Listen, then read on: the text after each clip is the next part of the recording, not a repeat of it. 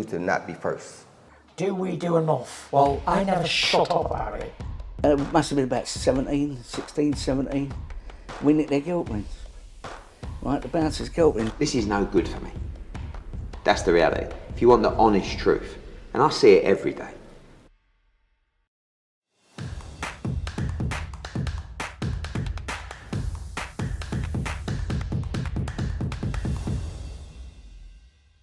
Andrew McCRT, IFL TV. You already know I'm always delighted to be joined by my brother Spencer FEARON. Spencer, first and foremost, how's things, mate? I know you're watching boxing in the background there, but listen, I'm sure there's a congratulations. I should congratulate you because your podcast with Tunde's won an award. So listen, I've yet to win an award for what I do, so at least you're doing something right.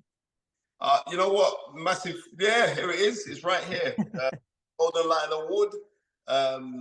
We got it for press and media and for the Fight is Right podcast. I'm very, very grateful for that. And everyone down at the Charles Gordon Trust as well, and everyone that voted. I think there was like 4,000 votes that were in, and we got 1,987 votes. Nearly 50%. So, that's not bad. Yeah, and then the rest was split up between the other people. So yeah, I'm chuffed about that. To tell you the honest truth, you know, dream it, believe it, become it, as Tony said. So it's all good.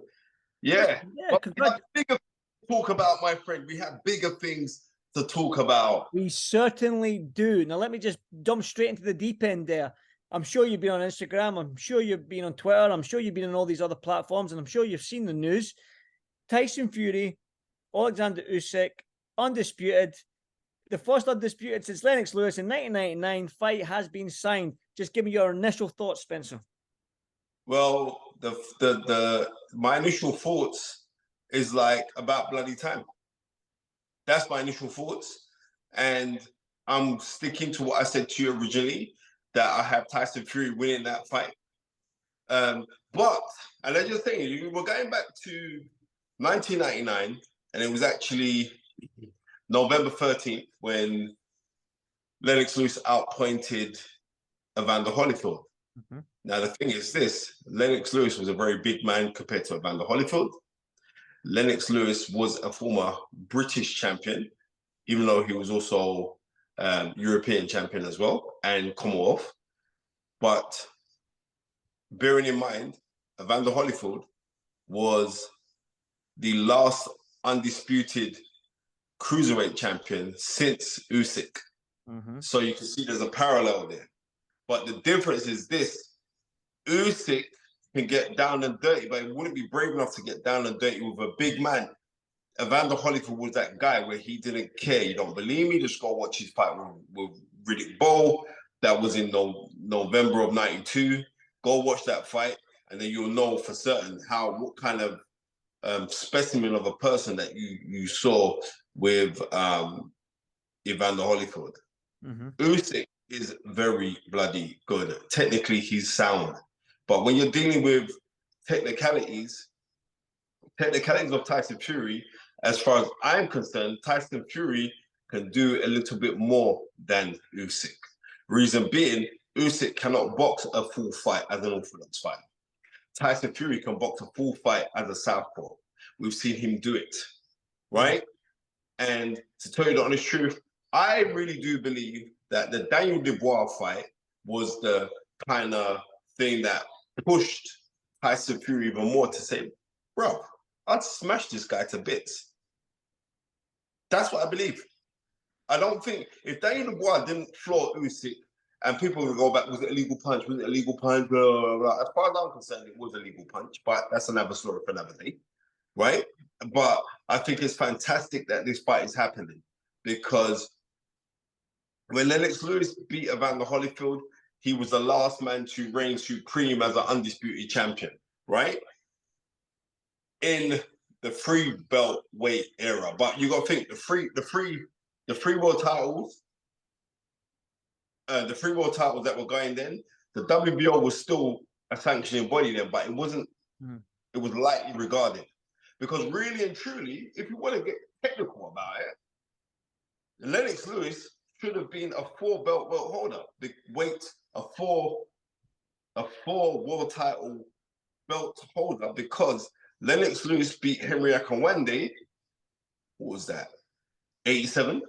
97, sorry. In 97, he beat Henry Akinwande, but the HBO didn't want to sanction Akinwande's belt because he was the WBO champion as being a legitimate world title. So really and truly, Lennox Lewis should have had 4 world titles. The IBO, he had the IBO, right? So he did have 4. Technically. No, but stop it. No one don't rate that title. Come on, right? I mean, no one's not talking. I think Usyk's got that title now. No one don't talk about it. So let's call it as it is. And there's no disrespect. IBO, they've been going for a long time, but no, stop it, right? So Lennox Lewis really and truly should have been the first man to have, but it weren't the 4 belt era then. You know what I mean? Now it is.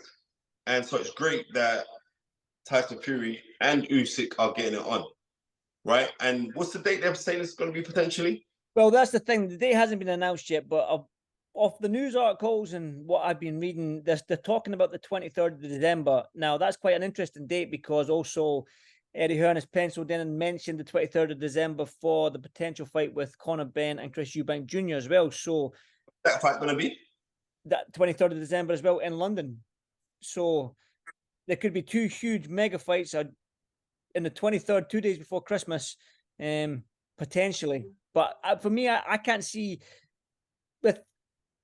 with Tyson Fury going in Ngannou in the 28th of October. I think maybe 2 months is too soon to go for another camp. I know it depends how good he is for. It depends if he doesn't get through Ngannou with some sort of like no cuts, no bruises, no injuries, then possibly. But I can't see it happening in December.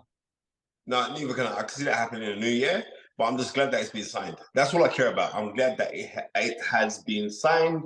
Money has been agreed. Let's sit down and wait patiently. We'll popcorn to see what's going to happen right now. Looking forward to that fight. I think it's a fight that is needed, but more so, after Tyson Fury comes out victorious, I truly do believe that Tyson will come out victorious in this fight, right? Truly, I believe that. I just think he's a little bit too big and a little bit too savvy for Usyk. I truly do believe that. But you know what? We have seen Tyson Fury struggle with smaller men. I remember he's struggling with Otto Wallen, who's also a southpaw. But I just believe that Tyson Fury will bring his A game and come out victorious. But you know what? Tyson Fury still got to get past Ngannou. As much as we think it's a joke fight, I think it's a joke fight. You know what I mean? But I just love to see Ngannou land on him because he's meant to be this fantastic puncher, right?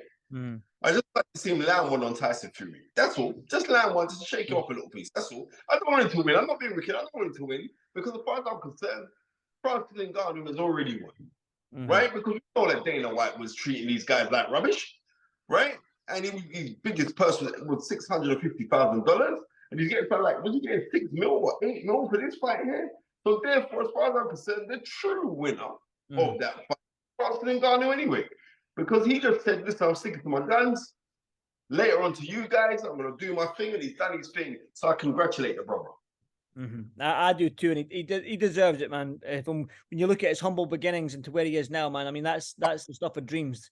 So, by sticking on this fight, Spencer, you know yourself. You've been in this game long enough. You can rattle off dates, mega fights that happened in the 60s, 70s, and 80s. So you know fine well, when you talk about top boxing, you talk about the heavyweight division and everything filters down from the heavyweight division into the light divisions. You spoke about Lennox Lewis, there's Muhammad Ali's, the Leon Spinks's, the Ernie Shavers, all these greats. Do you know what I mean? All these heavyweight greats. It has always been the heavyweight division. And then if the heavyweight divisions do thriving, if the heavyweight division's good, it filters down to the rest of boxing. So even though we have seen Spence Crawford and Tank Davis, Ryan Garcia, it's still, boxing still isn't, do you know what I mean? But now that we've got this mega fight between Fury and Usyk signed, sealed, and delivered, looks like.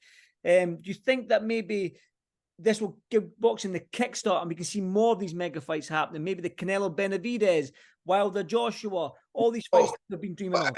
I would agree with you, but from the 80s, the game changed. Because in the 80s, people were not interested in the heavyweight division until November of 1986. When a young 20-year-old came along from Brownsville, Brooklyn, and smashed Trevor Burbick in 2 rounds. That's when the excitement came back to the heavyweight division, because at the time there, even though Larry Holmes was an all-time great, one of my favorite fighters of all time, he didn't bring that interest because he came just after Ali. And because he came just after Ali, and then he beats Ali October of 1980, he weren't really loved. Mike Tyson came and brought excitement to the game. Very, very well marketed as well, but he brought excitement to the game because, his mantra was like, everything with bad intentions, and he brought it. But in the early 80s, it was about the welterweight division and the middleweights and the Fab Four, because we had 4 of the greatest fighters of all time who are Mount Rushmore of boxing in Leonard, Hearns, Hagler, and Duran, that all fought each other. That's mad. So when we think like, when the heavyweight division is thriving and blah, no, I can't agree with that, because nobody has earned more money than Floyd Mayweather, right? And he's half the size of Tyson Fury. So, but I understand the power of being heavyweight champion of the world is, right?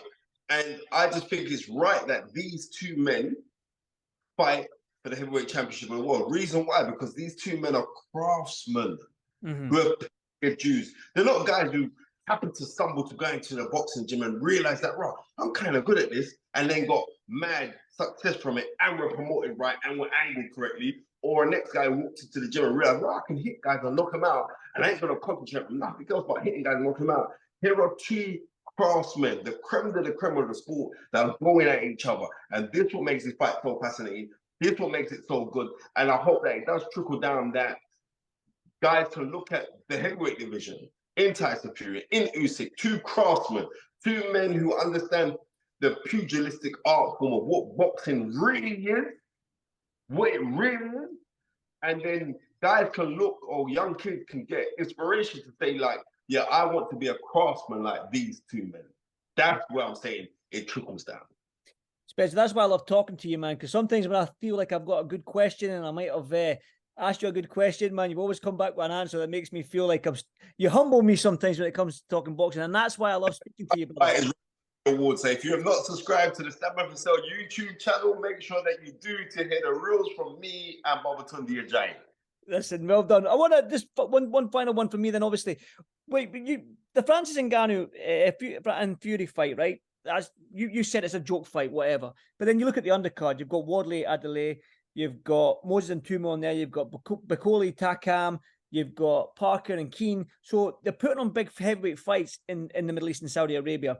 Now, we've also got now Tyson Fury and Alexander Usyk. Can you see a path leading to Joshua and Wilder? Can that fight be made now? Could that be a possible fight on the undercard as a co-main event for Fury Usyk? No, I'm going to tell you what's going to happen. Once whoever wins the undisputed, right? Because I don't want to be too good. All right, whoever wins the undisputed championship, yeah? Similar to what happened to Lennox. Lennox became undisputed heavyweight champion, and he got stripped to the WBA crown. He got stripped to the WBA crown because he didn't fight John Ruiz, right? And instead of fighting John Ruiz, he took on a very dangerous Michael Grant, and he smashed Michael Grant in a few rounds, right?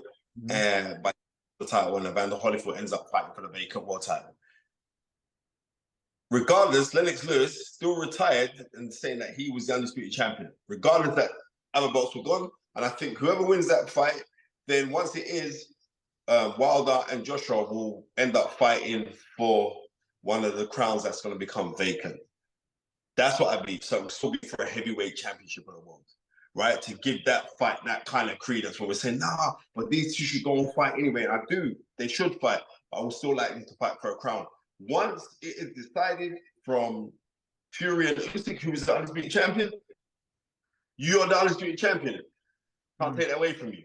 Then one of the crowns can get vacant, and Joshua and Wilder could end up fighting in Saudi on skill challenge. You've got to big them up. You know what I mean? You've got to big up skill challenge and the PIF. You know what I mean? And that's what I could see happening, because they've got enough money to make these things happen. So I want to see that happen. Listen, it's a good time, and when I heard the news, I was excited because this year with Spence Crawford and with even this Charlo Canelo fight at the weekend, and obviously Tank Davis, Ryan Garcia, we've had some great fights on this year, and I think the undisputed heavyweight championship of the world being fought for, well, being announced this year is great news for boxing. But Spencer, you already know I always love speaking to you. No doubt I'm going to get on the phone to you at the weekend to get your thoughts on Charlo Canelo. So listen, I hope you enjoy the rest of your evening, and thank you so much for your time, brother. Man, thank you very much, Andrew. Keep on doing what you're doing. Keep on rising. You know what I mean? Maybe I'll get an award. I believe it. We can't come on up, because the only way we can go is one way up. Peace, two fingers, I'm out. Take care. God bless. Thank you, brother. Thank you. Choose to not be first. Do we do enough? Well, I never shut up about it. It must have been about 16, 17. We nicked their guilt rings. Right, the bouncer's guilt ring. This is no good for me. That's the reality. If you want the honest truth, and I see it every day,